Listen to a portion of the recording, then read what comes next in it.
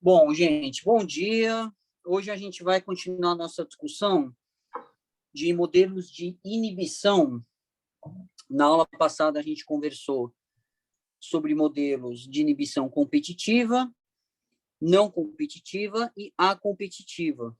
E uma das características desses modelos que a gente chegou a discutir é que, embora a gente observasse uma alteração que a gente chama de alteração aparente, né, ou alteração dos parâmetros cinéticos macroscópicos, né, que a gente começou a chamar de velocidade máxima aparente, ou KS aparente, né, seriam os valores de velocidade máxima e de KS na presença do inibidor, né, a gente não assumiu que o inibidor alterava o que a gente chama de parâmetros cinéticos microscópicos da enzima em relação ao substrato, que são aqueles parâmetros que a gente definiu nos nossos sistemas como KCAT, né, ou K2, e o KS, que são os parâmetros que a gente usou para montar, né, os nossos modelinhos, né. Também a gente tem a questão do KI, a gente também não assumiu que a ligação do substrato poderia alterar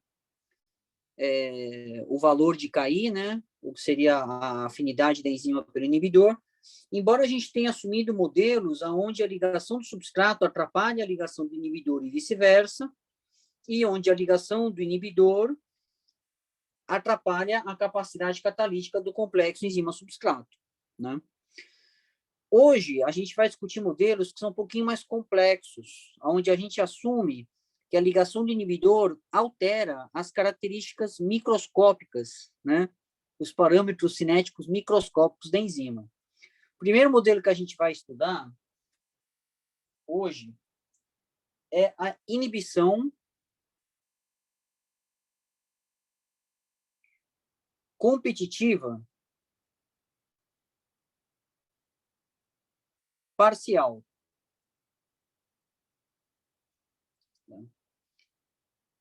E o que caracteriza esse modelo é esse sisteminha que eu vou desenhar aqui. A gente começa, né, com aquela interação entre enzima e substrato, formando complexo enzima-substrato, que pode gerar, né, que gera produto. Aqui a gente define a constante de dissociação do complexo enzima-substrato, e aqui a gente define a constante de catálise, né, a constante de velocidade de conversão do complexo enzima-substrato em enzima e produto. A gente adota, então, a ligação do inibidor formando um complexo enzima-inibidor. Esse complexo enzima-inibidor ele pode ligar ao substrato. Aqui eu acabei passando, né, mas a gente também define uma constante de dissociação do complexo enzima-inibidor como KI.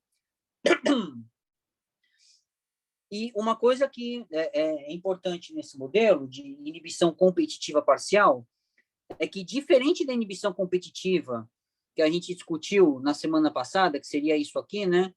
Inibidor e substrato 100% excludentes, né? Ou seja, a enzima que liga o inibidor, ela não é capaz mais de ligar o substrato.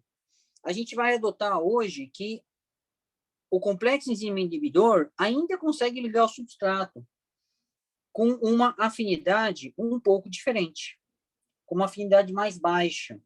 A gente expressa isso dessa maneira aqui. Então, a formação de um complexo ternário, que eu vou chamar de ESI, com uma constante de dissociação, que agora eu vou chamar de alfa-KS. E pela natureza do efeito que a gente está discutindo, esse alfa aqui, ele obrigatoriamente é maior do que 1. Isso vai resultar numa constante de dissociação maior do que a constante de dissociação original e, portanto, numa afinidade da enzima pelo substrato reduzida. Em outros termos, a ligação do inibidor atrapalha a ligação do substrato, diminui a afinidade da enzima pelo substrato. Tá? A formação do complexo ternário ela pode ocorrer também por esse caminho. Né? A gente pode imaginar, né, que o complexo enzima-substrato ele ainda tem a capacidade de ligar um inibidor, e aqui a gente também assume uma alteração na afinidade, né, da enzima pelo inibidor, nesse caso, né? Então, eu vou ter um aumento, né, da constante de dissociação em relação ao inibidor, que eu vou chamar como alfa-KI, sugerindo que a afinidade da enzima pelo inibidor diminui depois que ela liga o substrato, tá? E uma coisa importante nesse modelo é que a gente assume que o complexo ternário, né, o complexo ESI, ele mantém a mesma capacidade de catálise. Ele continua gerando produto com a mesma eficiência. Então, uma coisa que caracteriza esse modelo de inibição, né, a inibição competitiva parcial, é que o inibidor ele vai ter um efeito na afinidade da enzima pelo substrato, alterando a constante de dissociação, né, do complexo enzima-substrato, né? E uma leitura disso, né, é que substrato e inibidor competem pelo sítio ativo da enzima, né, mas sem serem 100% excludentes, ou seja, a gente assume a existência de um complexo ternário.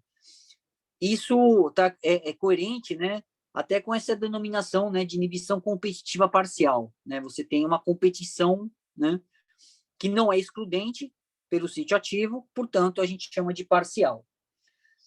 O tratamento desse modelo é absolutamente igual aos que a gente fez na aula passada, então a gente vai seguir as mesmas etapas. Então, num primeiro momento, a gente vai escrever aqui as constantes de equilíbrio do nosso sistema, né? Então, vou começar aqui fazendo, então, que Ks é a constante de dissociação do complexo enzima-substrato, é igual aos produtos da dissociação sobre o reagente da dissociação.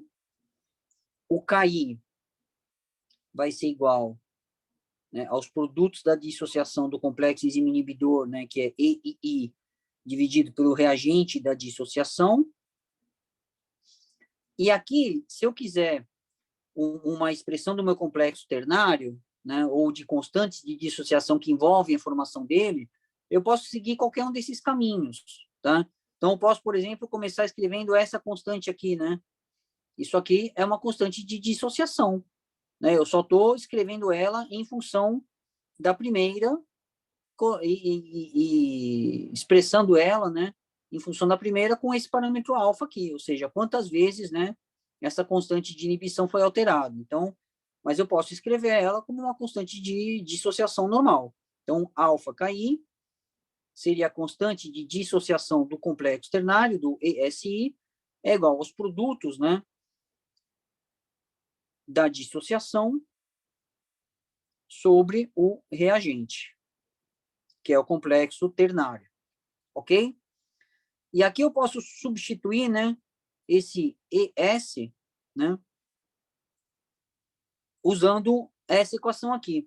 Deixa eu rearranjar, né, antes, né, para a gente seguir uma sequência mais lógica, né? Então, aí que a gente vai ter que o ES é igual a E vezes S sobre KS. Eu vou ter que EI é igual ao... Deixa eu fazer uma coisa aqui, gente. Espera aí.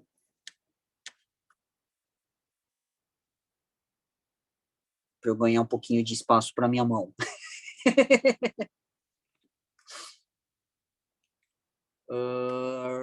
Vocês estão vendo as equações? Tá direitinho? Sim. Sim, Tá sim. bom. Então, vamos lá.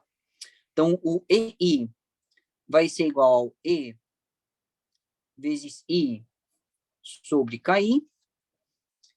E aqui, se eu rearranjar, eu vou ter que ESI vai ser igual a E vezes S. Opa, perdão.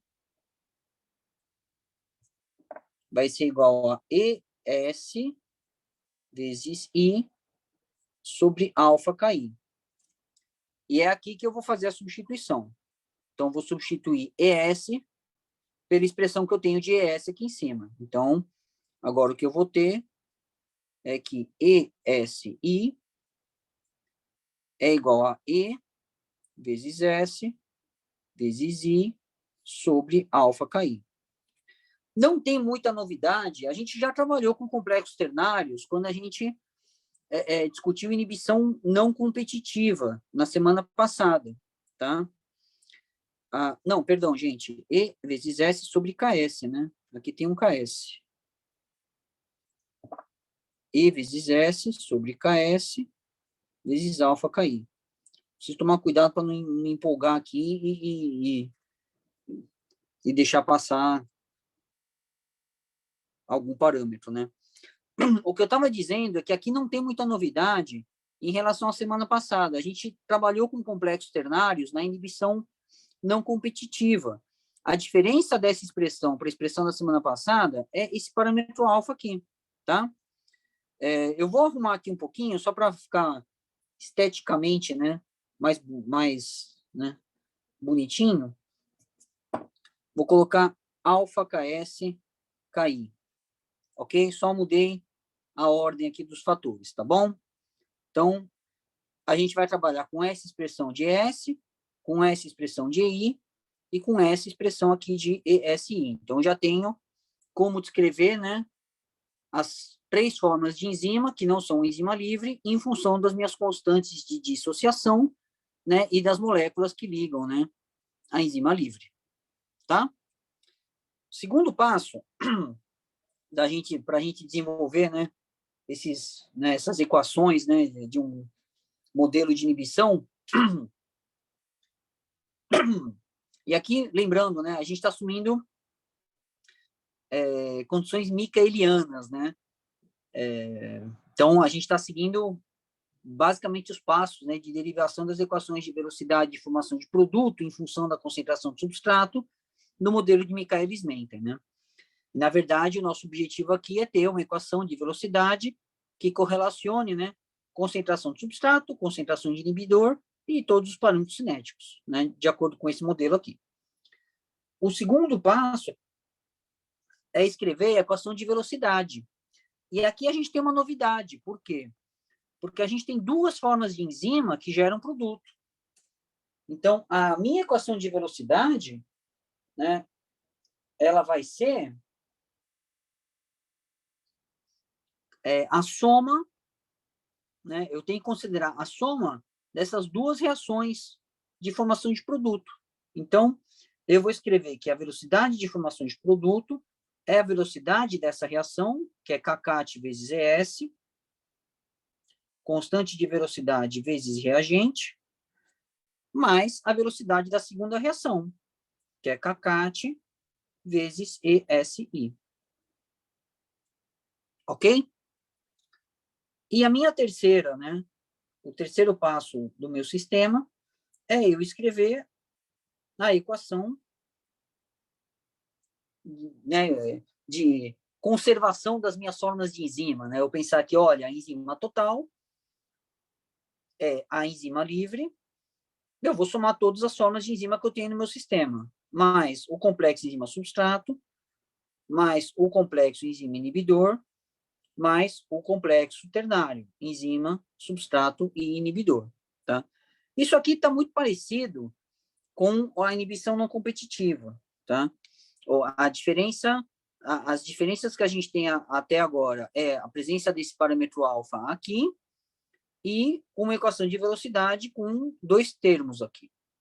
Mas esse sistema aqui ele só é um pouquinho mais complicado do que os que a gente viu até agora.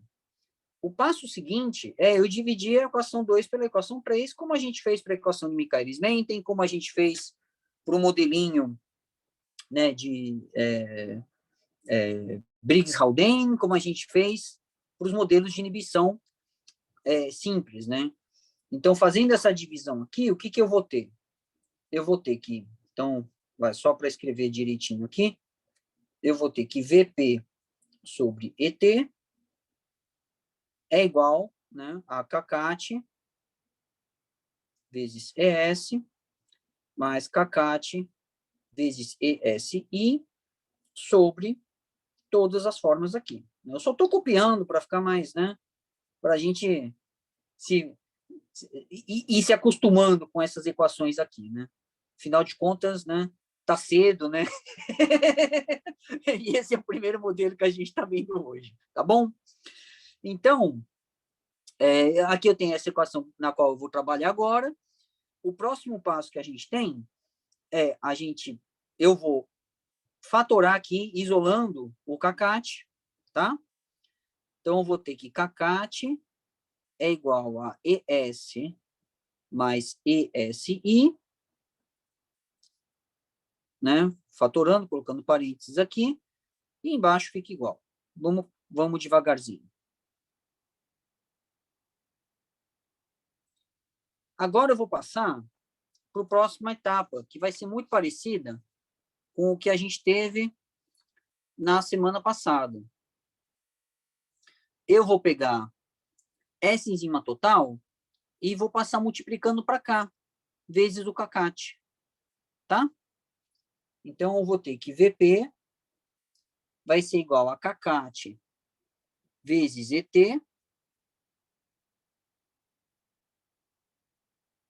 e o resto continua igual.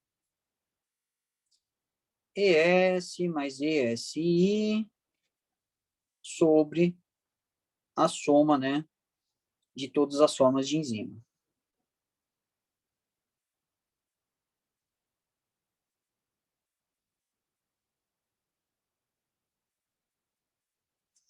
A gente já discutiu isso na semana passada, né, de que CACAT vezes ET pode ser escrito como velocidade máxima. Seria a velocidade se toda a minha enzima estivesse na forma de complexo enzima substrato, né? Então, isso aqui seria, né, a maior velocidade possível no meu sistema, tá? Seja ela possível ou não, tá? Mas é uma, como é que fala? Consideração de cunho teórico que a gente faz em relação aos sistemas, né, de equilíbrio que a gente, né, que a gente está discutindo. O próximo passo é eu substituir aqui essas concentrações desses complexos pelas equaçõezinhas que a gente discutiu, que a gente montou no começo, que são essas aqui, né? Então, eu vou deixar elas aqui do ladinho para facilitar, para a gente não ficar... Deixa eu ver se dá para colocar tudo na tela. Dá, ótimo. Então, vamos lá. Então, primeira substituição que eu vou fazer aqui, eu já vou substituir V máximo. Vamos colocar V máximo vezes ES é igual a E vezes S sobre KS.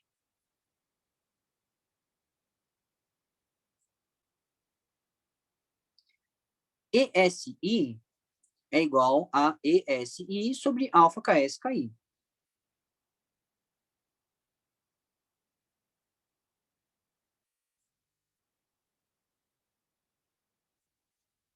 E embaixo o que eu vou ter é enzima livre. ES é igual a E vezes S sobre KS. EI é igual a E vezes I sobre KI. E ESI, né, é igual a E vezes S vezes I sobre alfa KS KI. Ok? Bom, o que a gente faz na sequência? Não sei se vocês se lembram, espero que se lembrem, né? A gente pode fatorar aqui a enzima livre nos dois termos em cima. Na verdade, é a primeira vez que a gente faz isso, né? Das outras vezes, a gente só tinha um termo aqui em cima no numerador, né? Mas a gente fatorava embaixo, no denominador, né? Isolando, né? A enzima livre de todos os termos que estão aqui embaixo. Então, eu vou fazer isso na minha imaginação, ok? Então, eu fatoro a enzima livre aqui em cima, fatoro a enzima livre aqui embaixo, de forma que eu posso cancelar todos os termos aqui de enzima livre. Então, eu vou trabalhar com uma equação um pouco mais simples. Outra coisa que eu posso fazer também, que é muito interessante, é eu fatorar alguns termos aqui em cima, para eu ter uma equação, né, um pouco mais simplesinha, né? Deixa eu ver como é que fica isso. Não, é isso mesmo. Então, eu vou fatorar aqui em cima o S, que está nos dois termos, e o KS, que também está nos dois termos. Então, vamos fazer isso aqui embaixo. Então, eu vou ter, né, passando aqui para a próxima etapa, que VP é igual a V máximo vezes S sobre KS. S sobre KS são os dois termos que eu tenho aqui. Então, eu fatorei tudo. Vou ter 1, né? Então, meu primeiro termo ele se reduz a 1 quando eu fatoro S e quando eu fatoro KS aqui, né? E no segundo termo eu vou ter I sobre alfa KI. Então, isso é eu fatorando no numerador S e KS, tá? No denominador, o que acontece depois que eu fiz aqui a minha, né, que eu fatorei e cancelei a enzima livre? Eu vou ter 1 mais S sobre KS, mais I sobre KI, mais S vezes I sobre alfa KS KI. E aqui eu vou fazer uma coisa muito parecida com o que a gente fez nos modelos anteriores, na verdade igual, né? Que é multiplicar em cima e embaixo por KS. Quando eu faço isso em cima, eu cancelo esses dois termos aqui, e embaixo eu aplico a distributiva em todos os termos, né? Então, vamos lá. Como é que vai ficar? Vai ficar V máximo vezes S, vezes 1 mais I sobre KI. Não, 1 mais I sobre alfa KI. E embaixo eu vou ter KS vezes 1 é igual a KS. KS vezes S sobre KS. Eu cancelo esses dois aqui e eu vou ter S. Aqui eu vou ter KS vezes I sobre KI. E aqui eu vou ter S vezes I. Cancelando esses dois KS aqui, eu vou ter alfa KI. Esse aqui é o formato, né? A gente já está quase lá, né? Chegando numa equação parecida com a equação de Michaelis. Eu vou fazer só mais um arranjo que vai facilitar a nossa vida um pouquinho, né, mais à frente. Deixa eu ver como é que eu coloco isso no papel. Acho que eu vou deixar assim, para a gente conseguir mudar de folha. Assim tá bom. Né? Uhum. Então, o que eu vou fazer agora? Eu vou fazer que a VP, a partir de cima não muda, V máximo vezes S, vezes 1 mais I sobre alfa KI. E embaixo, eu vou fatorar e agrupar os termos que são dependentes de KS e os termos que são dependentes de S, para eu conseguir uma equação parecida com a equação de Michaelis. Então, fazendo isso para os termos dependentes de KS, eu vou ter KS vezes 1 mais I sobre KI. E para os termos dependentes de S, eu vou ter S vezes 1 mais I sobre alfa KI.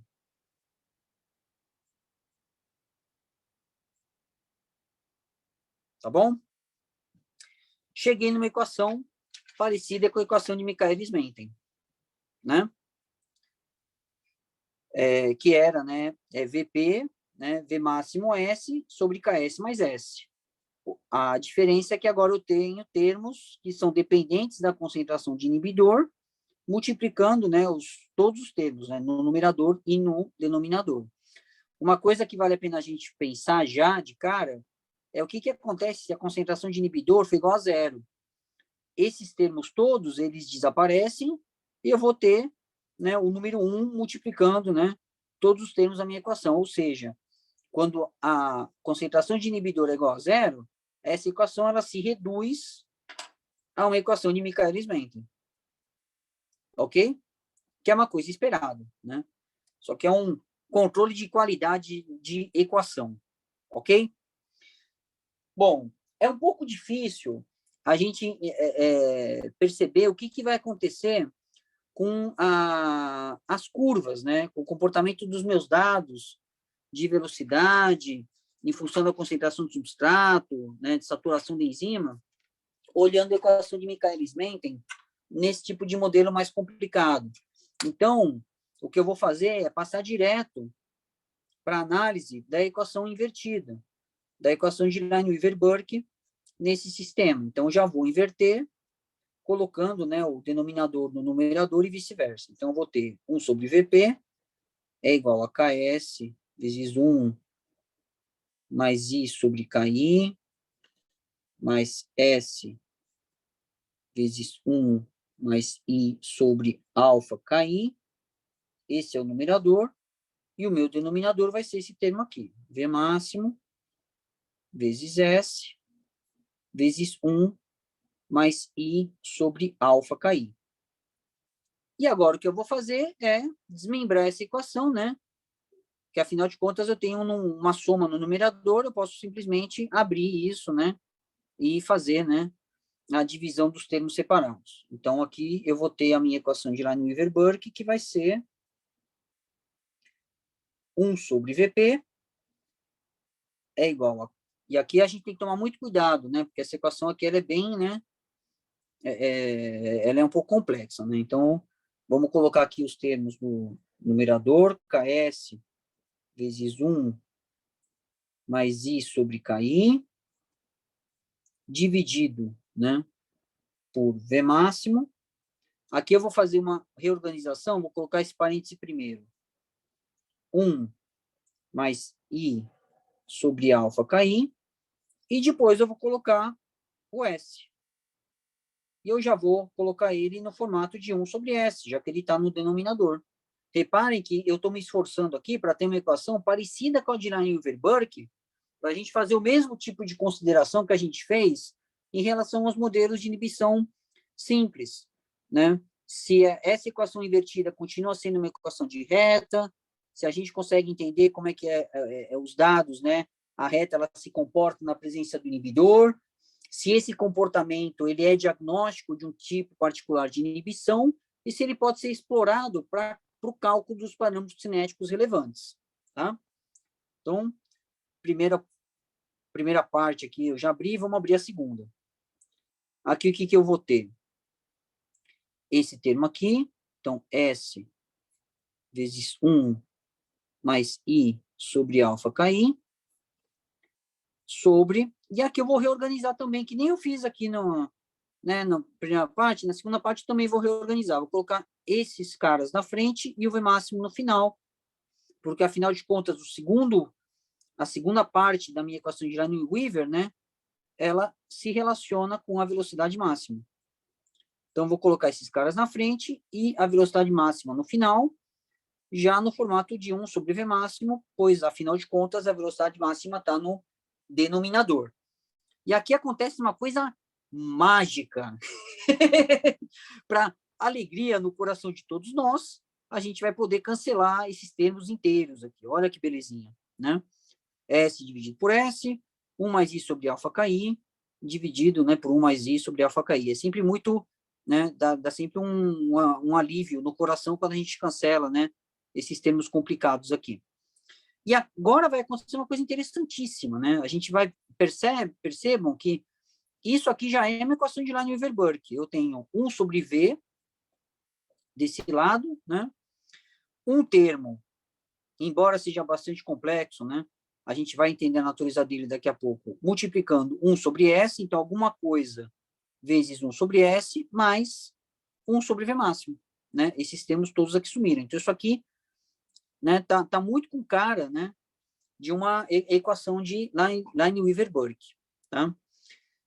Caso vocês não se lembrem, né, a equação de Lineweaver-Burke, ela era assim, ó, 1 sobre VP é igual a KS sobre V máximo, vezes 1 sobre S, mais 1 sobre V máximo. E a gente definiu, né, esse termo aqui como a inclinação no plot de Laniuver-Burke e esse aqui como o intercepto no plot de Laniuver-Burke. E a gente vai, né, usar esse, né, esse racional aqui para entender essa equação aqui. Vamos copiar. Deixa eu passar ela limpo para a gente ter uma coisa mais bonitinha, né? Deixa eu colocar ela aqui. Eu só vou copiar ela, tá? Se alguém tiver dúvida, pausa o vídeo e volta e compara. Então, a gente vai ter 1 sobre VP, vai ser igual a KS sobre V máximo, vezes 1 mais I sobre KI, dividido por 1 mais I sobre alfa KI, isso tudo vezes 1 sobre S. E só para a gente lembrar, né, desse cancelamento todo aqui, o que ficou no final da minha equação é só sobre, né, é só 1 sobre V máximo. Então, eu vou ter aqui 1 sobre V máximo. E olha que coisa interessante. Se a gente olhar para essa equação de Laniuver-Burke, né, ou que parece, né, uma equação de Laniuver-Burke, a gente vai ter, se eu colocar isso aqui no Y, e então 1 sobre VP no Y e 1 sobre S no X, eu tenho um termo aqui que é todo composto por constantes. KS é constante, V máximo é constante, KI é constante, alfa é constante, né? Aqui eu tenho KI também. E a concentração de inibidor, nesse tipo de análise, ela é mantida constante. Eu vou variar a concentração do substrato, medir a minha velocidade na presença de uma determinada concentração de inibidor. Então, isso aqui é tudo uma constante. E, né, essa equação toda, ela é uma equação de reta também. Então, tenho constante, y igual a constante, vezes x, mais outra constante, a x mais b. E como a gente, né, já definiu nas aulas anteriores, né, eu posso chamar essa constante aqui de inclinação no plot de Laniuver-Burke, que seria o coeficiente angular dessa reta, e esse parâmetro eu posso chamar de intercepto no plot de Laniuver-Burke, que é nada mais do que o coeficiente linear dessa reta. Então, aqui a gente já, eu acho que vale a pena a gente começar a fazer, né, imaginar como é que isso vai ficar graficamente. Então, se eu pensar no meu plot dos inversos, né, o plot de Laniuver-Burke, eu vou ter 1 sobre V no Y, 1 sobre S no X. Eu tenho na ausência de inibidor, né, eu tenho um comportamento linear, né? Então, a gente sabe, por exemplo, que quando a concentração de inibidor é igual a 0, né, eu tenho uma reta, o intercepto dessa reta é 1 sobre V máximo, é só a gente lembrar, né, da equação de Laniuver-Burke, né, que está aqui, né, o intercepto é 1 sobre V máximo, a inclinação é KS sobre V máximo, posso colocar isso aqui, colocar desse jeitinho aqui, né, a inclinação é KS sobre V máximo, e a gente sabe que esse intercepto em X aqui, né, me permite, né, calcular o KS, né, da enzima por um determinado substrato, né. Quando eu olho a minha equação de Lineweaver aqui, na presença do inibidor, bom, a primeira coisa, não tem muita novidade, quando não tem inibidor, essa equação ela se reduz a uma equação de Lineweaver, né, comum. Mas quando eu coloco o inibidor, a primeira coisa que a gente vê é que o intercepto ele não é afetado pela concentração de inibidor. Ou seja, quando eu colocar inibidor, né, se eu for traçar uma reta aqui que corresponda a essa situação, ela vai cruzar no mesmo ponto aqui. Tá? Agora a gente precisa descobrir se ela vai ser uma reta com uma inclinação maior ou menor, né, do que a reta, né, da enzima não inibida. E aqui a gente precisa pensar, fazer o seguinte comparação. Né? Que número que é maior? 1 mais I sobre KI ou 1 mais I sobre alfa KI? Que a gente tem que pensar, né, uma coisa que facilita, né, essa análise é eu lembrar, voltando para o meu sisteminha, né, que o parâmetro alfa é um parâmetro que diminui a afinidade da enzima pelo substrato, fazendo com que a constante de dissociação, né, resultando numa constante de dissociação maior, né? Ou seja, esse alfa, ele obrigatoriamente é maior que 1. Ok? Então, se alfa é maior que 1, isso quer dizer que alfa KI é maior que KI. Eu estou multiplicando KI por um número maior que 1. Ok? Isso quer dizer, então, que...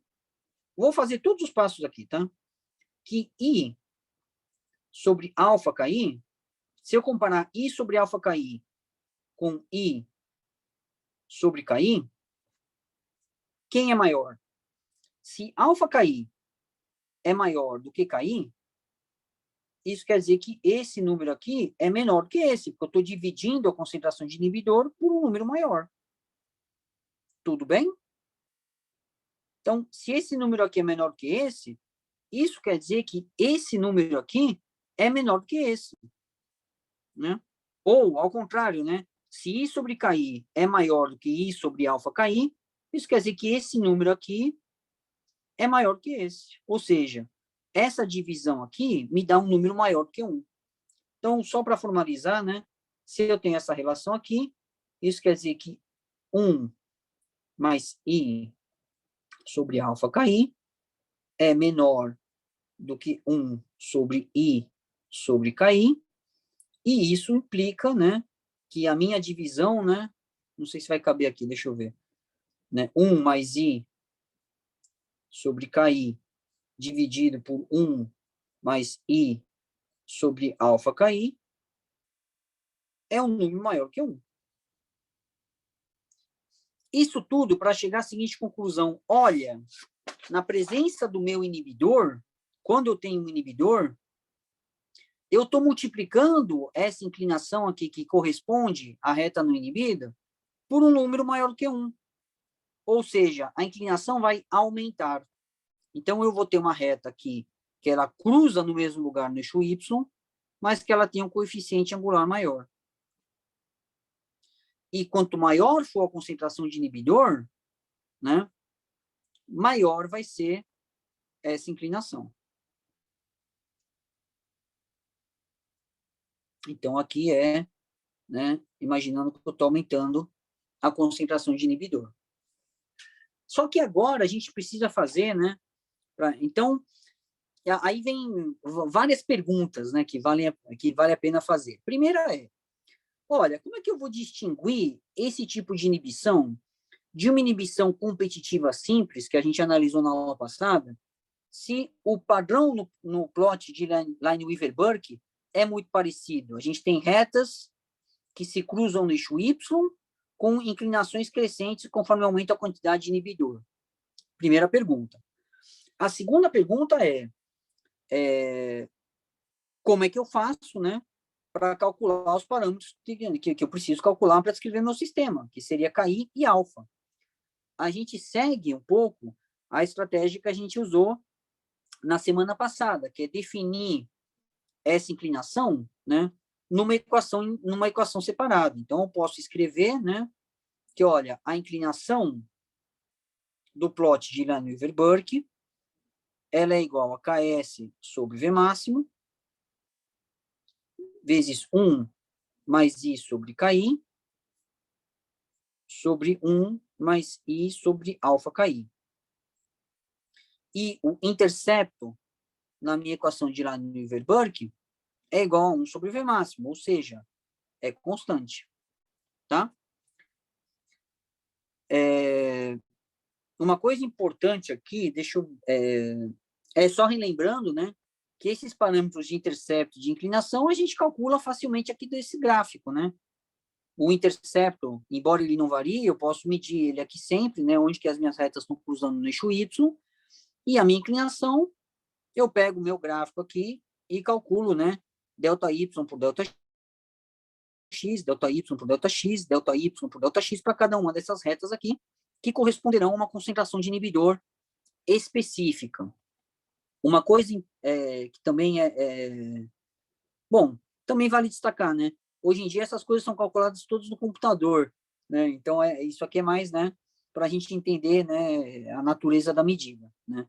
Mas você pode simplesmente colocar, pedir para o computador calcular o coeficiente angular de cada uma dessas retas aqui, que vai corresponder, né, a medidas que você vai ter em diferentes concentrações de inibidor. Tendo dito isso, a gente passa, né, a continuação da análise desse sistema eu desenhar, né, o que a gente chama, né, de replote, né, das inclinações, né? Então, eu vou copiar aqui a equação da inclinação, só para a gente ter um pouco mais de clareza sobre o gráfico e uma discussão que a gente tem que fazer em relação a essa equação, que é a seguinte: essa equação aqui, ela é uma equação de reta ou não? Porque nos modelos em que a gente viu antes, né, na semana passada, quando a gente fazia o replote das inclinações, ou a gente tinha um comportamento em função da inclinação, em função da concentração de inibidor, que era linear, ou a gente tinha modelos onde a inclinação não dependia da concentração de inibidor, como é o caso da inibição a competitiva. Aqui a gente tem uma situação onde a inclinação depende da concentração de inibidor, a gente já viu isso, né? A presença do inibidor afeta a inclinação da reta, tá? Então, a gente não trabalha com retas paralelas, né, ou com esse parâmetro constante, mas a gente precisa entender se isso aqui é uma reta, se isso aqui é uma curva, que tipo, né, de comportamento que a gente tem. Um jeito da gente entender o que acontece com essa equação, que eu gosto de usar, é a gente imaginar o que acontece em concentrações de inibidor muito elevadas. Vamos imaginar que a concentração de inibidor tende a infinito. O que vai acontecer aqui? A minha inclinação, né? Ou eu posso pensar assim, né? Olha, o que vai acontecer é que se esse número aqui ele for infinito, for muito grande, esse 1 aqui ele passa a ser insignificante. Mesma coisa aqui embaixo. Imagina que, olha, se I valer, sei lá, 1 quintilhão, sei lá, um número, né? Bizarramente grande, né? Mesmo que eu esteja dividindo aqui por um valor de alfa ou de KI, eu vou ter aqui um número, né, ridicularmente grande, e esse 1 passa a ser desprezível, né? Então, nessa situação, né, a minha inclinação, ela tende a ser, né, Ks sobre V máximo, vezes I sobre KI, dividido por I sobre alfa KI. E aqui, olha só, eu posso cancelar I, posso cancelar KI também. Esse alfa, ele está no denominador, né, aqui embaixo, né, no denominador da fração de baixo, então ele passa para cima, né? Isso é igual a alfa Ks sobre V máximo. Olha que coisa interessante, né? A gente tem uma situação onde, se eu aumentar muito a concentração de inibidor, a minha inclinação do Liouville-Burke, ela tende a um valor fixo, a um valor constante, porque alfa, Ks e V máximo são constantes, né? Características da minha enzima, características do meu sistema de inibição. Não depende mais da concentração de inibidor. Em outros, né? Como é que a gente vê isso graficamente? Olha, se eu fizer um gráfico de inclinação versus concentração de inibidor, primeira coisa, quando a concentração de inibidor for igual a zero, né? Esses termos aqui, eles somem, né? E a minha inclinação é igual a Ks sobre V máximo. Então, aqui eu posso já falar, olha, Ks, opa,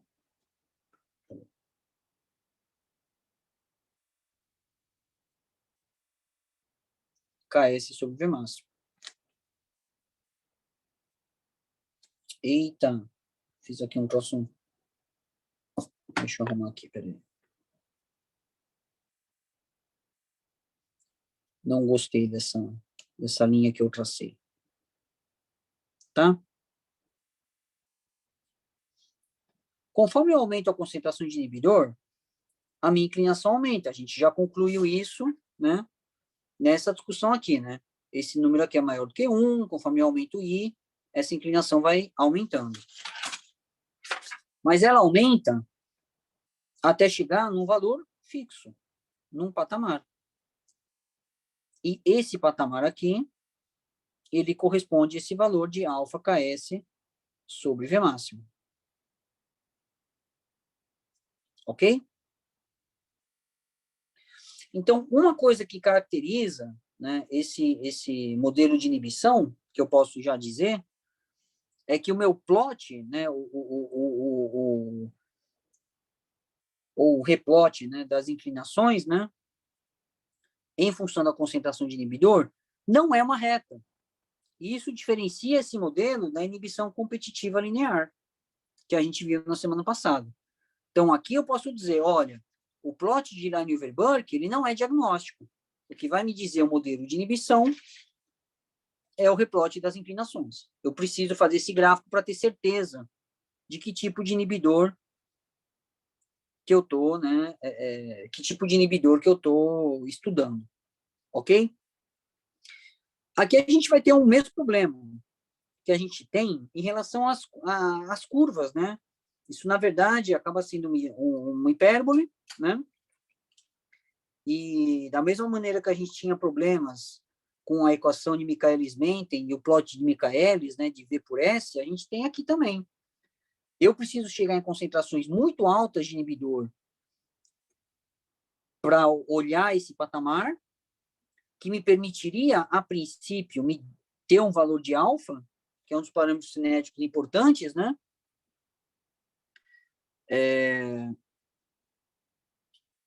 Né? Mas aí entram aquelas questões. E se o inibidor for insolúvel? E se o inibidor for muito caro? Muitas vezes a gente não consegue chegar, medir esse patamar com precisão. Então, essa não é a melhor estratégia.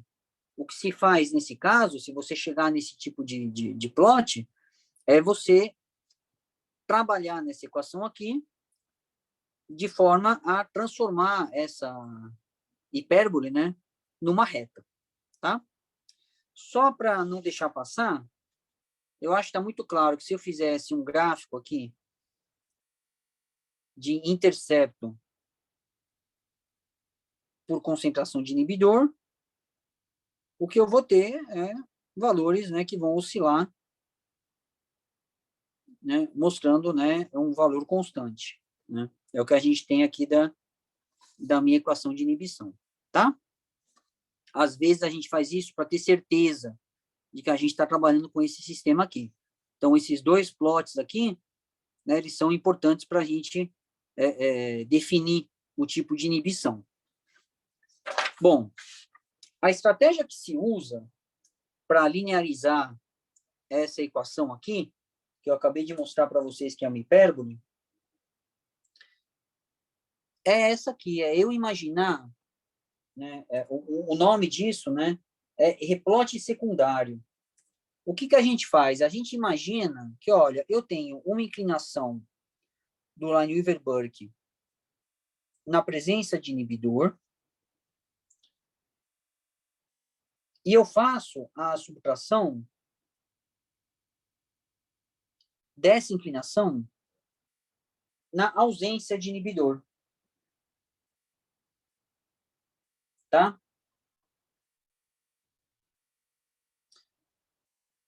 Então, peraí, deixa eu fazer isso aqui mais.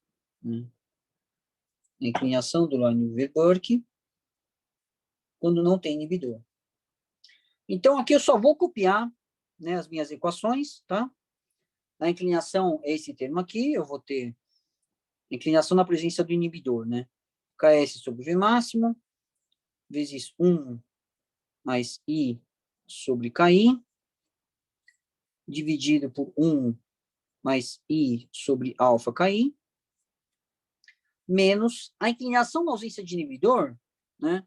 É a própria inclinação do plot de Lineweaver-Burke, que é KS sobre V máximo. Deixa eu ver se eu acho aqui fácil a equação de Liouville.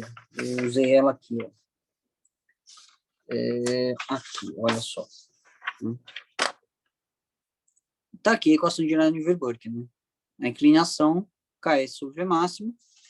A gente viu isso aqui, KS sobre V máximo, que é quando, né, essa equação fica simplificada quando o inibidor é igual a zero. Ok? 3 maneiras de relembrar, né, esse valor aqui. Outra maneira que se convenciona de chamar essa operação matemática aqui é eu falar em delta da inclinação do Liouville-Burke. Na prática, é o quanto que a minha inclinação do Liouville-Burke aumentou na presença do inibidor. É muito fácil a gente entender isso do ponto de vista aqui, né, gráfico, né? Eu pensar, olha, eu tinha uma inclinação quando a concentração de inibidor era zero, corresponde esse delta y para o delta x, eu passo a ter uma inclinação na presença do inibidor, que corresponde, né, a esse novo delta y sobre delta x. Então, a variação aqui, na verdade, né, corresponde, né, a esses incrementos aqui. Tá? Claro que aqui a gente tem que dividir pelo delta x, mas do ponto de vista de análise de dados, né, é muito simples, né, obter esses valores de delta de inclinação, né? Quanto que a inclinação aumentou quando eu coloquei uma determinada concentração de inibidor, tá? Esse é o significado laboratorial, né, desse delta de inclinação.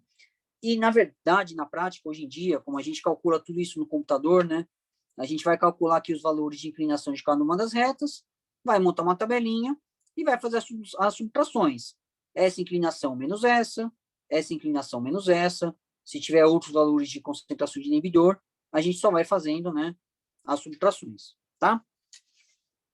Bom, tendo essa equação aqui, a primeira coisa que eu vou fazer é fatorar esse KS sobre V máximo, tá?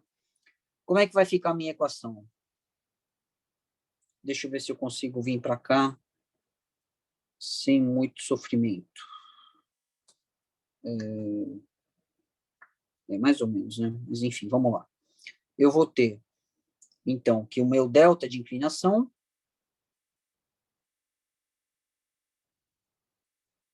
vai ser igual a KS sobre V máximo, vezes, né? Que eu vou começar a usar colchetes porque eu tenho parênteses aqui dentro, tá? Então, 1 mais I sobre KI sobre 1 mais I sobre alfa KI. Ok? Menos 1. Né? Eu fatorei KS sobre V máximo. Então, isso vezes isso dá isso vezes isso dá isso. Ok? O próximo passo aqui é eu usar esse termo aqui, né, como, né, o mínimo denominador comum. Eu não sei se vocês se lembram da existência disso, né, nas vidas de vocês, né, mas, enfim, é por causa dessa aula que vocês aprenderam isso há 20 anos atrás, ok? Então, vamos lá. Então, KS sobre V máximo, vezes, aqui eu vou, né, usar esse cara aqui como, né, o denominador comum. Esse termo continua igual. E aqui eu repito ele, né? Eu repito, na verdade, repito o denominador, tá? É bom ser claro aqui, né? Então, só para a gente, né, não se perder, esse dividido por esse é o que eu tenho aqui. Esse dividido por esse dá 1, menos 1. Então, eu só fiz aqui, né, como é que fala? Eu só repeti o termo para eu ter menos 1 aqui no final, tá? Próximo passo que eu vou fazer, nessa equaçãozinha aqui, é abrir esses parênteses aqui em cima, né? Então, vou ter KS sobre V máximo, vezes 1 mais I sobre KI, menos 1, e aqui, cuidado, né? Eu preciso inverter o segundo sinal, menos I sobre alfa KI. isso tudo dividido por 1 mais I sobre alfa KI. Ok? Aqui vai acontecer uma coisa interessante, né? Eu vou poder cancelar esse 1 aqui, 1 menos 1 dá 0, né? Eu posso, mas eu vou fazer isso embaixo, tá? Aqui eu já posso pensar em fatorar esses caras que são comuns aos dois termos, tá? E eu vou aproveitar e vou fazer o mínimo, né, denominador comum aqui embaixo também. Isso vai ser importante lá na frente. Vocês podem se perguntar, caramba, como é que alguém descobriu isso, né? Que isso ia dar uma coisa, né, interessante do ponto de vista de análise de parâmetros cinéticos ou de construção de gráficos, né? Esse trabalho de desenvolver modelos de equações em sistemas, ele é muito, às vezes ele é muito exploratório, você vai testando coisas. Você testa multiplicar, testa dividir, testa somar, testa fazer transformações e vê o que dá no final, tá? Não tem muito segredo. É claro que depois que você faz isso várias vezes, você percebe que tem estratégias que funcionam, né? Que costumam funcionar melhor, né? E aí você acaba usando elas, né? Como ferramentas preferenciais, né? De transformação e de análise, tá bom? Mas né, não se deixe impressionar. O pequeno trabalha com cinética enzimática faz essas equações de rotina, tá bom? Então, só para a gente relembrar aqui, eu vou fatorar esses termos aqui, né? Eu acho que eu não vou conseguir fazer isso na mesma tela, né? Mas, enfim, deixa eu ver se eu consigo aqui, peraí. Eu consigo vir até aqui, né? Tá bom, vamos lá, então. Então, aqui eu vou ter, né? Então, só repetindo para a gente não se perder. Deixa eu separar aqui para não dar confusão. Eu vou ter delta de inclinação é igual a I sobre KI, né? Não, perdão, esqueci aqui do KS sobre V máximo. Vamos lá. KS sobre V máximo vezes. Vou fatorar esses caras aqui. Na verdade, eu já posso fazer escrever de um jeito mais clean, né? Vamos tirar esse colchete aqui, que eu não vou precisar mais dele. Vamos fazer aqui, ó, colocar no numerador o meu I sobre KI.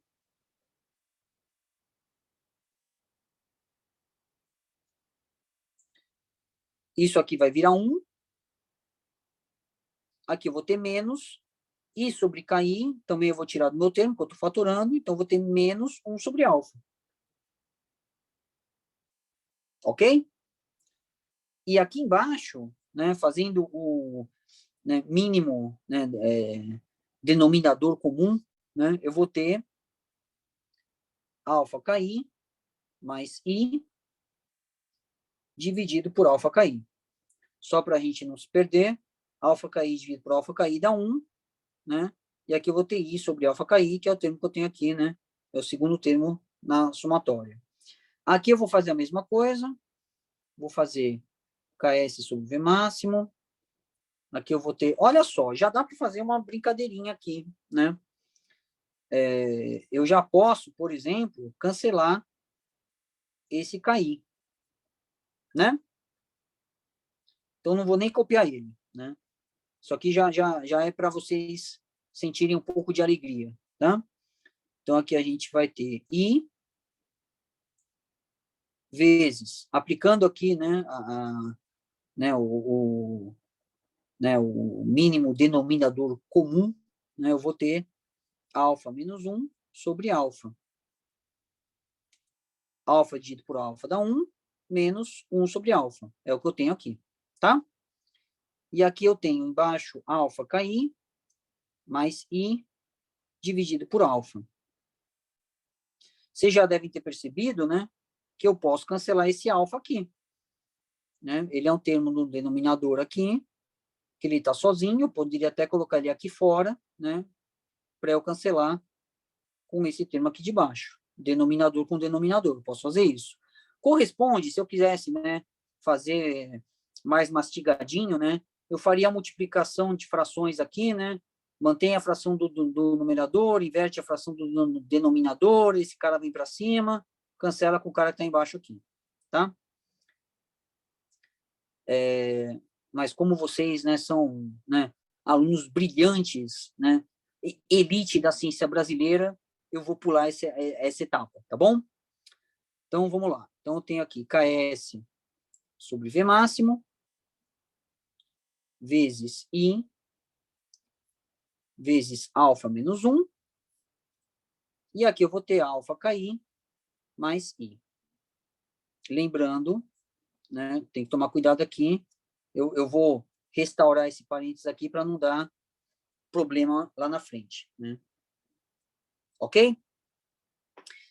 Essa mesmo porque, assim, se eu não fizesse isso, né? Não, tá bom, vamos deixar assim. Essa aqui é uma equação que ela é útil, mas ela ainda não me dá o resultado que eu quero, tá? Que é uma equação que me permita um gráfico, né? Fácil de fazer, algum tipo de análise que seja mais fácil para eu determinar os parâmetros que eu quero, que no fim das contas, né? É o alfa e é o KI. São os parâmetros que descrevem o meu sistema, que estão faltando. O KSV máximo eu já sei, teoricamente, né? Da medida, né? Dos parâmetros cinéticos, né? Eu posso até pegar daqui, por exemplo, né? Quando eu não tenho inibidor, né? Posso até voltar para cá, né? Olha, na ausência de inibidor eu meço V máximo, meço KS, né? O que está faltando para eu caracterizar todo o meu sistema é alfa e KI. O próximo passo que se faz, né, para chegar numa boa medida de KI, é a gente trabalhar com a equação invertida. É eu fazer 1 sobre delta de inclinação, e isso já não tem mais um significado gráfico direto, só que é uma operação matemática, né? Gráfico direto em relação ao plot de Lineweaver-Burke, é isso que eu estou querendo dizer, tá? Mas vamos trabalhar na operação matemática e ver o resultado que a gente obtém, tá? E aí aquela coisa, como é que a gente descobriu que isso funciona? Por tentativa e erro, trabalhando nas equações, ok? Então, esse cara está no numerador, não, no denominador, eu vou passar ele para o numerador, eu estou invertendo a equação, então eu vou ter V máximo vezes alfa KI mais I, e aqui eu tenho KS vezes I vezes alfa menos 1. Aqui o que eu preciso fazer é eu abrir, né, essa multiplicação, né, no numerador. Então, vamos lá. Eu vou ter V máximo vezes alfa KI, multiplicando aqui, mais V máximo vezes I.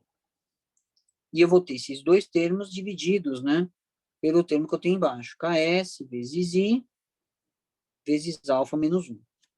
Tá? Se eu abrir aqui, né, essa divisão, posso fazer isso. O que eu vou ter? Eu vou ter V máximo vezes alfa KI sobre KS vezes I vezes alfa menos 1, mais V máximo vezes I, que é o segundo termo aqui, dividido por KS I vezes alfa menos 1. É o mesmo termo, só estou copiando, tá? E aqui acontece uma coisa, né, fabulosa. Eu consigo cancelar essa concentração de inibidor e eu vou reescrever essa equação de um jeito mais didático. Vamos ver se vocês entendem a lógica aqui da minha escrita. Eu tinha aqui 1 sobre delta de inclinação, eu só vou copiar, tá, gente?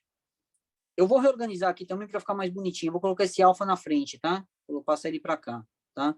Então, vou ter alfa, alfa KI V máximo. Então, alfa KI V máximo sobre... Aqui eu vou colocar KS vezes alfa menos 1. E aqui, vocês já vão entender, né? O que eu estou procurando, né? eu vou deixar o I embaixo e separar aqui, colocar vezes 1 sobre I. Já deu para perceber o que eu vou fazer, né, com essa equação, né? E aqui eu vou copiar também V máximo sobre KS vezes alfa menos 1. Então, só vou copiar V máximo sobre KS vezes alfa menos 1. Se eu fizer um gráfico, que agora eu chamo de replote secundário, né, colocando 1 sobre delta de inclinação no eixo Y e 1 sobre concentração de inibidor no eixo X, eu tenho uma equação de reta, que é o que eu estava procurando, né, um jeito fácil, né, de, né, analisar os meus dados e de calcular os parâmetros, né.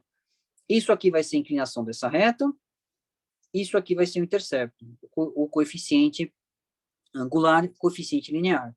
Reparem que eu vou fazer um gráfico colocando um parâmetro da inclinação que eu obtenho numa determinada concentração de inibidor. Então, esses dados aqui, eles vêm dos meus dados experimentais, né? Que pode vir até do Liouville-Burke, pela discussão que a gente fez, ou mais facilmente desse gráfico aqui. Imagina, né? Outra maneira de eu imaginar o que é esse delta de inclinação, esse 1 sobre delta, é eu pensar, olha, eu tenho uma inclinação no meu Liouville-Burke na concentração de inibidor zero. O que eu vou calcular é o quanto que essa inclinação aqui aumentou na presença de uma determinada concentração de inibidor. Né? Então, o delta de inclinação corresponde, né, a essa, né, região, né, essa continha aqui, essa região do gráfico, tá? Ok? E o 1 sobre delta de inclinação é eu inverter esse valor aqui, esse incremento, e eu inverter o valor, né, a concentração de inibidor que foi utilizada e que resultou, né, nesse aumento da minha inclinação. Ok? Então, voltando aqui, se eu fizer um gráfico, né, de 1 sobre delta de inclinação versus 1 sobre I, eu tenho uma reta. Então, vamos colocar ela aqui. Vamos desenhar esse gráfico. Então, aqui eu teria 1 sobre delta de inclinação. E aqui eu tenho 1 sobre concentração de inibidor. Ok? Isso aqui me dá uma equação de reta. Né? Y, x, x. Essa é a inclinação dessa reta. Então, a inclinação vai ser alfa, KI, V máximo, sobre KS vezes alfa menos 1. O intercepto vai ser V máximo sobre KS vezes alfa menos 1. E reparem, olha só, se eu tenho aqui uma medida, um valor, igual a isso aqui, eu já tenho um jeito de calcular alfa, né? Porque eu conheço V máximo, eu conheço KS. São os parâmetros da enzima não inibida. Eu só tenho o parâmetro desconhecido alfa. Então, se eu igualar isso aqui a um determinado valor, eu consigo calcular alfa. E o que acontece nesse ponto aqui, no intercepto, né, no eixo X?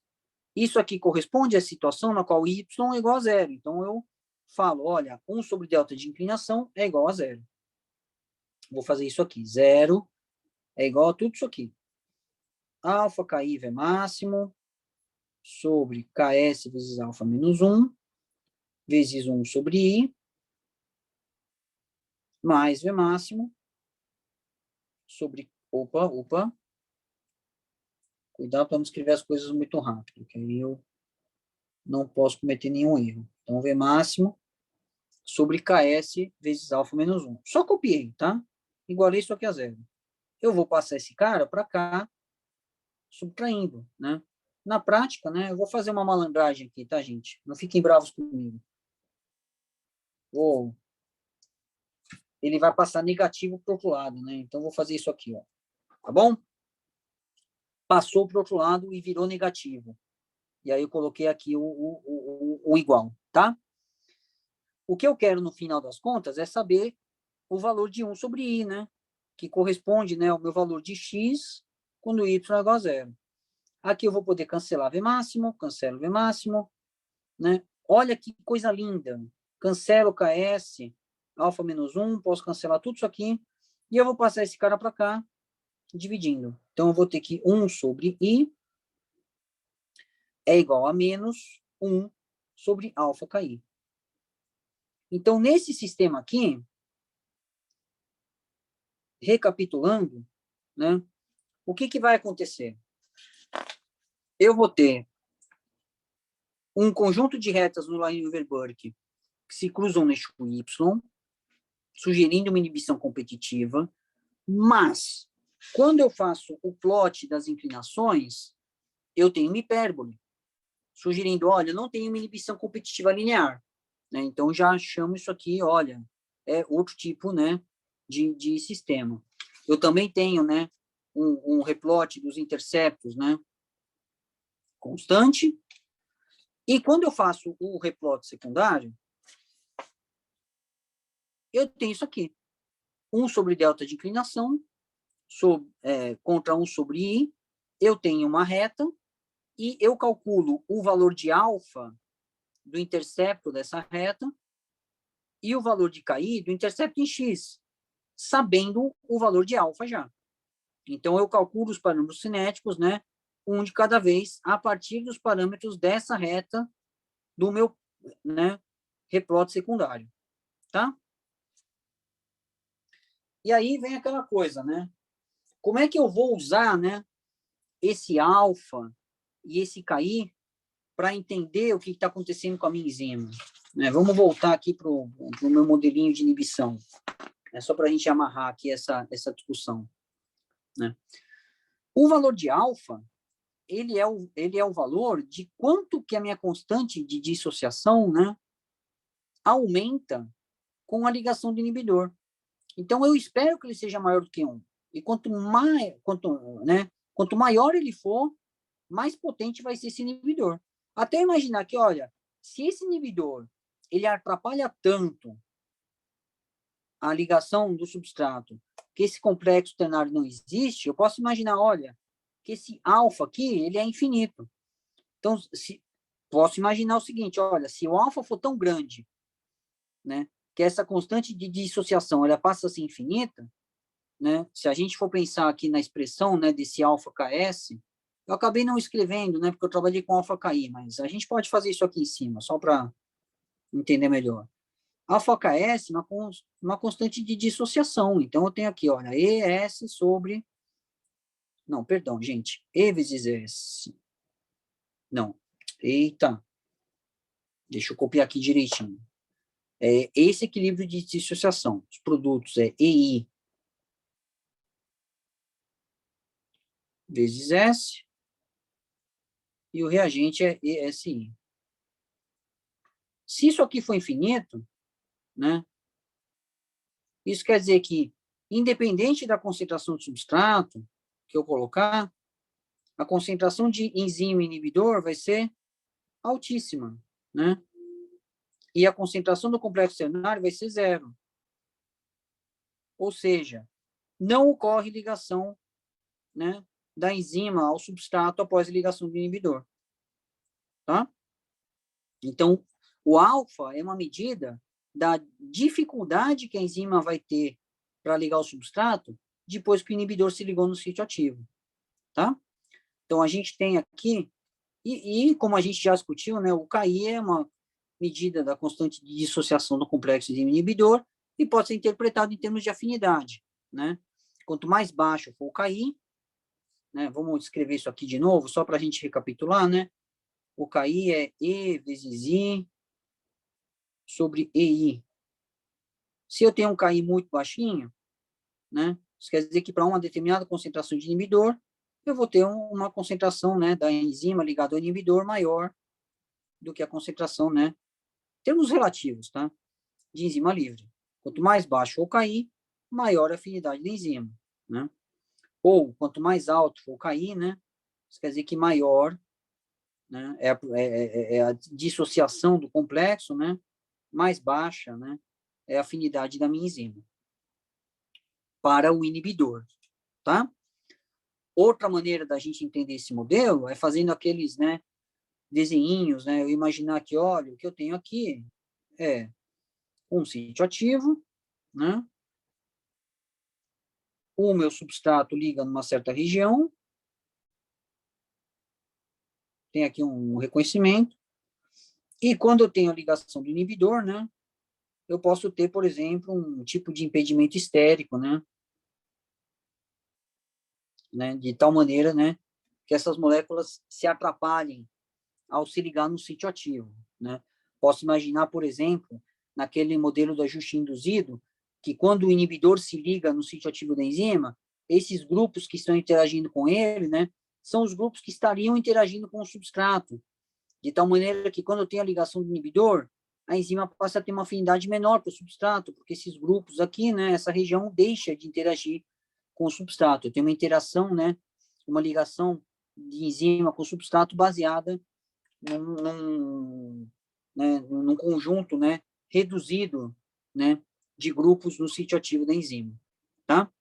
E uma coisa muito importante, espetacular do ponto de vista teórico desse tipo de inibição, é a gente imaginar que, olha, você tem uma molécula aqui que, ao interagir com o sítio ativo da enzima ou com as imediações do sítio ativo da enzima, atrapalha a ligação do substrato, né?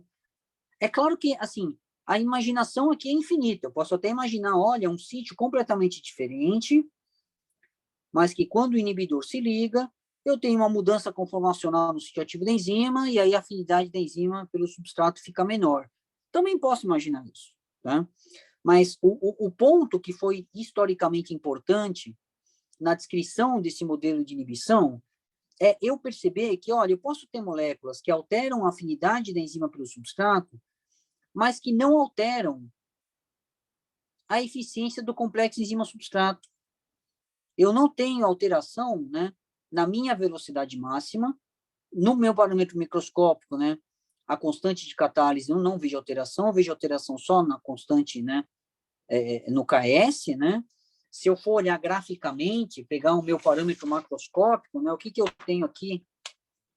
Olha, a minha velocidade máxima, ela não se alterou, né? Eu tive uma alteração no meu KS. E o que aconteceu com o meu KS? Né, se a gente for pensar macroscopicamente aqui, se eu pensar aqui nesse valor aqui, né, uma concentração de inibidor mais alta, o módulo desse valor aqui, ele diminuiu. Isso quer dizer que o meu KS aparente, ele aumentou. Você aumentar o KS aparente significa o quê? O que significa eu aumentar o KS? Né? Nesse caso, eu estou aumentando, né, imaginando que ele está sendo multiplicado por um valor de alfa, né? Mas do ponto de vista macroscópico, você aumentar o KS significa diminuir a afinidade da enzima pelo substrato. Então, né, esse termo microscópico aqui que eu coloquei corresponde ao comportamento, né, macroscópico aqui. E aqui também, porque eu posso imaginar, olha, se eu tenho aqui meu sistema, se eu saturar a minha enzima com um substrato, imaginar, olha, coloquei aqui uma concentração substrato tão alta que eu desloco esses equilíbrios completamente para cá. Eu jogo o meu sistema para esse lado aqui. Ou seja, toda a minha enzima está ligada ao substrato.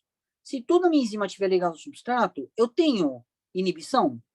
Não. Eu vou ter uma divisão entre enzimas no complexo enzima-substrato e no complexo ternário que tem a mesma eficiência. Ou seja, esse inibidor ele não altera a velocidade máxima da enzima. Isso é coerente até com essa nomenclatura, né, de inibição competitiva, né, inibição, ou seja, eu posso imaginar que se eu colocar uma concentração de substrato infinita, né, eu elimino os efeitos de inibição. É como se o substrato estivesse, né, competindo, né, com o inibidor, né, embora a gente, o próprio modelo descreve isso também, né. E eu posso imaginar, né, também o que acontece numa concentração substrato infinita. Se eu jogar, né, aumentar isso aqui e deslocar esses equilíbrios todos para cá, eu vou trazer meu sistema para cá. E o que eu tenho nesse sistema aqui, ó, nessa situação? Eu tenho uma enzima que se liga ao substrato com KS maior, com uma menor afinidade, né, ao substrato, né? Embora ela tenha, né, uma mesma velocidade máxima, uma mesma eficiência no complexo, eu tenho uma afinidade pelo substrato menor. Ok? Bom, voltando aqui para a minha consideração filosófica, né, e histórica, né, esse tipo de inibidor foi importante porque ele sinalizou que no sítio ativo de uma enzima, a gente poderia ter grupos envolvidos em ligação ao substrato que são completamente independentes ou que podem ser afetados diferentemente dos grupos químicos envolvidos em catálise, envolvidos na transformação química do substrato em produto, né? Na verdade, isso está expresso dessa maneira, olha, né, eu não tenho, o inibidor, ele altera a afinidade da enzima, ele altera a ligação ao substrato, mas ele não altera a eficiência do complexo enzima-substrato, ou seja, a partir do momento que a enzima ligou o substrato, os grupos químicos que interagem com o substrato, que fazem, né, a conversão do substrato em produto, eles estão posicionados do mesmo jeito, com a mesma eficiência. Ou seja, esse tipo de inibição foi uma das primeiras sugestões, né, de que grupos de ligação ao substrato e grupos envolvidos em catálise, né, na transformação do substrato em produto, poderiam ser diferentes, poderiam ser até independentes no sítio ativo de uma enzima. Tá? Isso foi importante, né, foi a base de muitos insights, né, em estudos, né, posteriores, né, de modelos de sítio ativo, outros modelos de inibição, e até para análise, né, das estruturas tridimensionais que foram obtidas, né, décadas depois que esse tipo de sistema foi proposto, analisado e estudado. Tá bom, gente? Vocês têm alguma pergunta para me fazer em relação a esse modelo? Querem fazer algum comentário?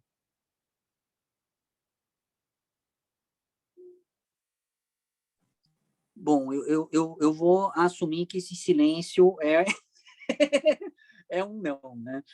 Vamos fazer uma pausa? Samara, pode parar de gravar, por favor?